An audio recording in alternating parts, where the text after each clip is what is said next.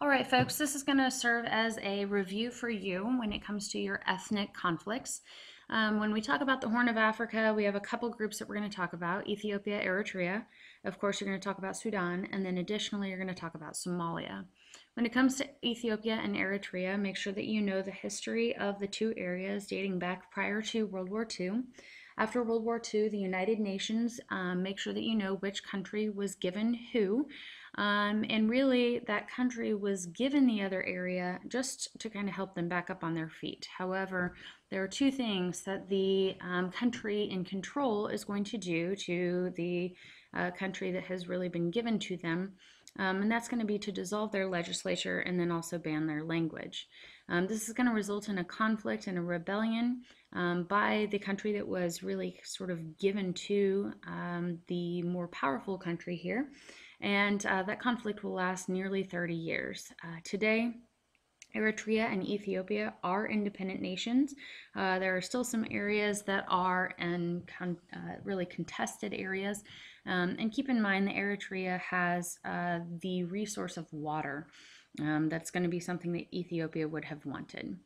Additionally, ethnic competition in Sudan, make sure that you know the ethnicity of the Sudanese in the north, and additionally the ethnicity of the Sudanese in the south.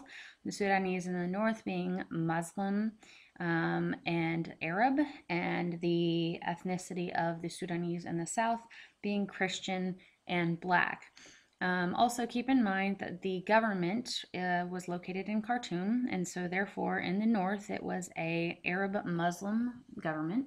They were wanting to actually enact several laws that would have been considered sort of Sharia law, such as the segregation of sexes and rules really about women's roles in the country. However, a lot of the Black Christians in the South are going to argue that these are not necessarily things that they are willing to practice.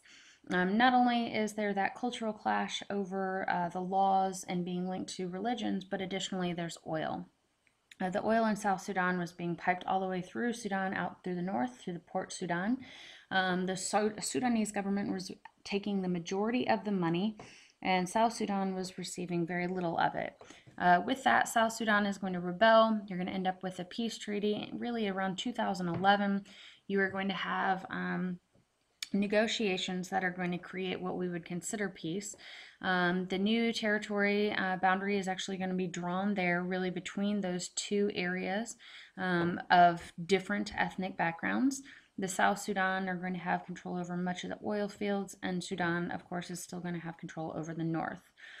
Keep in mind that there's additionally an area out here in Western Sudan, and that's going to be an area that is ethnically different in that they are Arab. Okay, so they're actually, or I'm sorry, that they are Muslim. So they are Muslim. However, they are not Arab. They are actually indigenous Africans. So they would be considered Muslim blacks. These people are not getting any money from the oil, therefore they're going to rebel against the Sudanese government, and the Sudanese government, unfortunately, is going to put down the rebellion through genocide. That, of course, is going to be Darfur. And if you have questions about Darfur, make sure that you click on this lecture, which is in D2L, and you can also click on the link Darfur explained within the lecture. Somalia, keep in mind that surprisingly, there are two centripetal forces. Make sure that you know what those two things are. However, the centrifugal forces of having 6 tribes, multiple subclans, keep in mind that that's going to be the root of the problems there. You will need to know about the U.S. intervention, for example, Black Hawk Down, okay, 1992-93. Also, you'll need to know that the United States is going to side with warlords when it comes to the leaders of the country, and much of that is due to the rise of al-Shabaab.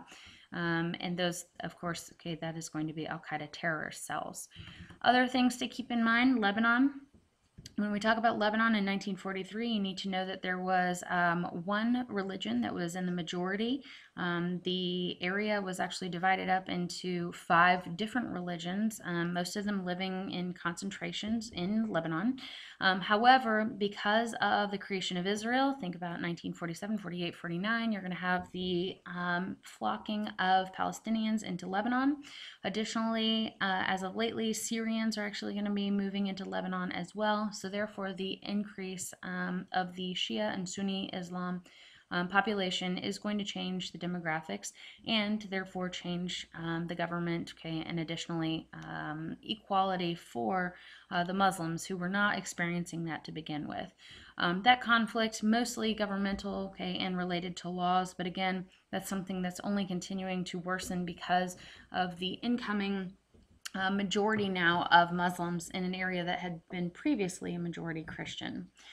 When we talk about the Kurds, make sure that you know where Kurdistan was, what countries the Kurds are now sort of scattered across. Make sure that you understand the Kurdish conflicts with Iraq, Saddam Hussein. Keep in mind that refugees have been flocking away from the Kurdish area for years, dating back all the way back to the 1980s. And know that its present status today is one that is a nation of people without a state.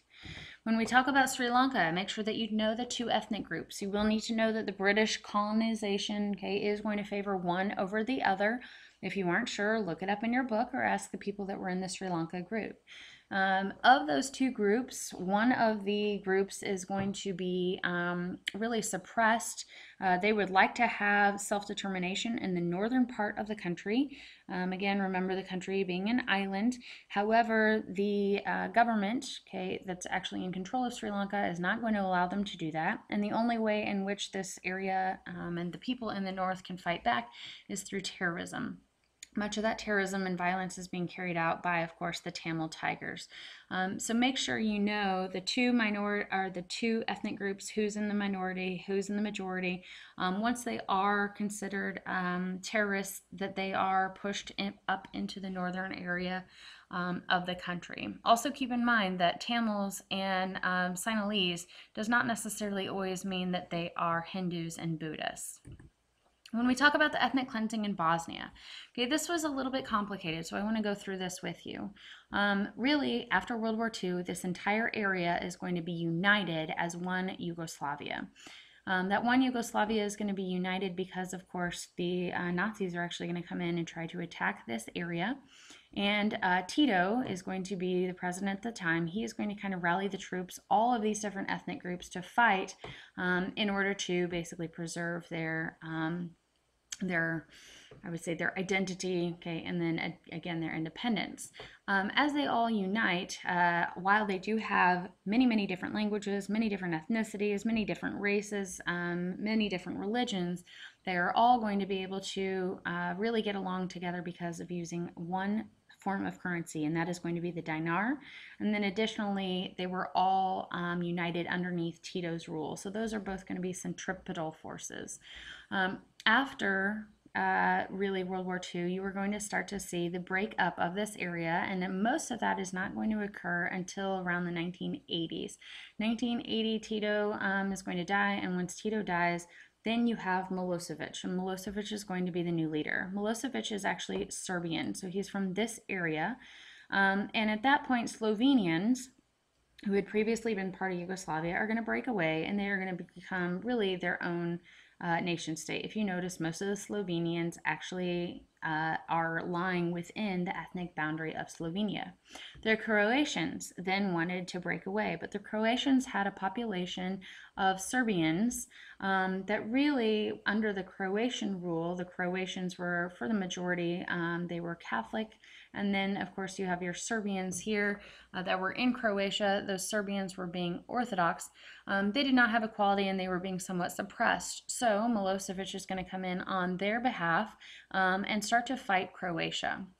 Now, whether or not he actually came in on their behalf or whether or not he came in because he wanted to unite this side, this area of Serbs with the eastern area of Serbs, is another story. Now, as he does this, he is then going to be able to, really give a reason to march into this area in Bosnia-Herzegovina. If you look, you have what would be considered a nation state if only Milosevic could remove really those Bosnian Muslims. And that's exactly what he's going to do. As they march through, they're going to really force people to leave their homes. If you didn't leave your home, you were going to be forcefully removed from your homes and or killed. And I would highly recommend that you watch the video over the Bosnian ethnic cleansing. Again, it's graphic because it is real footage, but at the same time, it will give you an idea of the area of the world where this happened. And the idea that, again, Muslims and Orthodox Christians and Catholics have been living here for a long time. And as long as they were all sort of united under one person, okay, they were fine. Or as long as they were all given their own territory and nation state, they were fine. However, Milosevic, of course, okay, is going to come in here and he is going to try to remove all of the Muslims. The United Nations is going to step in. They're not going to really necessarily be able to prevent this. However, what they are going to be able to do is divide up really Bosnia and Herzegovina into 3 areas, one of which is going to be Muslim, one of which is going to be really your Catholic Croats, and then additionally your Serbians. At that point, Milosevic is going to set his sights on Kosovo, and Kosovo is in the south. Kosovo is considered sort of its own provincial territory. Kosovo is actually made up of 90% Albanians, which is all the more reason for Milosevic to try to push them out of that area. As he invades Kosovo, he is going to forcefully ethnically cleanse that area, forcing all of the Albanians back down into Albania. NATO is going to step forward under the lead of the United States and basically demand that he stop these bombings. He does not stop these bombings, and so at that point, NATO is going to begin bombing Belgrade. And bombing Belgrade, of course, remember, bombing is probably not the best option when it comes to taking out an enemy, because as you bomb people, you're also taking out innocent civilians. So the feelings against NATO and really the United States and Serbia have not been the strongest since that point.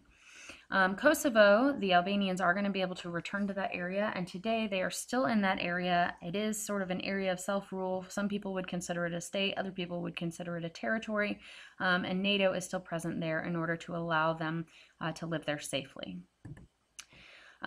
When we talk about, okay, Kosovo, as I mentioned, make sure that you know the 2 ethnicities. Okay, so again, you're going to have your Serbians, okay, and then of course you're going to have Kosovo.